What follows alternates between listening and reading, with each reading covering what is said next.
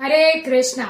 तो 24 अगस्त 2026 को आ रही है पवित्रपना एकादशी, जिसे पवित्र एकादशी या पुत्रदा एकादशी भी कहा जाता है। तो एक बार युधिष्ठिर महाराज ने श्री कृष्ण भगवान से पूछा कि श्रावण मास के शुक्ल पक्ष में आने वाली एकादशी का नाम क्या है और उसकी कथा क्या है।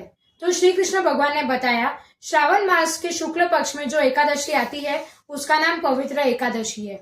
और उसकी कथा भी बताई कि प्राचीन काल में महिजित नाम का एक राजा रहता था। वो बहुत ही धनवान था और धर्म का प्रतीक था। उसने अपने जीवन में कभी भी कोई पाप नहीं किया, पर फिर भी वो बहुत दुखी था क्योंकि कभी भी उसको कोई संतान नहीं थी। तो इस दुख के कारण उसने एक बार अपनी सभा में सब प्रजा को, ऋषियों को बुलाया और बोला कि मैंने तो अपने जीवन में कोई पाप नहीं किया है, सबको न्याय दिलाया है, तो फिर भी मेरी संतान क्यों नहीं है, मुझे इसका उत्तर जानना है। तो ये उत्तर जानने के लिए उसकी प्रजा वाले वन में गए और फिर उनकी भेंट हुई लोमस ऋषि के साथ। वो ऋषि बहुत ही ज्ञानी थे, उनके पास शास्त्रों का बहुत ज्ञान था। तो उन्होंने ध्यान लगाकर राजा का पूर्व जन्म देखा और उन्होंने देखा कि पूर्व जन्म में राजा एक व्यापारी था और गांव गांव में भटकता था धन अर्जित करने के लिए। और एक बार वो इतना प्यास के मारे थक गया था कि तालाब के किनारे चला गया।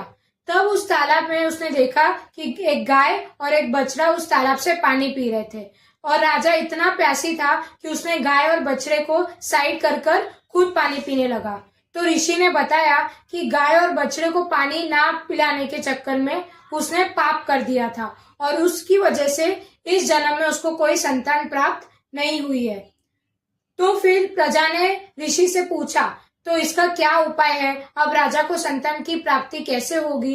तो फिर ऋषि ने बताया कि पवित्र एकादशी, जिसे पुत्रदा एकादशी भी कहा जाता है, इसका व्रत का पालन कीजिए, सारी प्रजा भी कीजिए और राजा भी कीजिए और इसका जो भी फल है राजा को अर्पित कीजिए।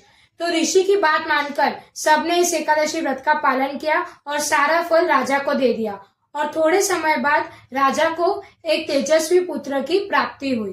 तो जो भी इस एकादशी व्रत का पालन करता है वो अपने सारे पापों से मुक्त हो जाता है, उसको सुख की प्राप्ति होती है। तो आप भी ये एकादशी व्रत का पालन जरूर कीजिए। अब एकादशी व्रत रखना कैसे है, हमें अन्न नहीं खाना है, अधिक से अधिक हरे कृष्ण महामंत्र का जप करना है, कीर्तन करना है, वैष्णव का संग करना है, दान भी दे सकते हैं। और अगले दिन जो फास्ट ब्रेकिंग टाइम है वो अहमदाबाद में सुबह 6:19 से 6:22 तक है। तो सिर्फ 3 मिनट का ही पारण टाइम है, तो इसी में आप अपना फास्ट ब्रेक कर दीजिएगा। हरे कृष्णा।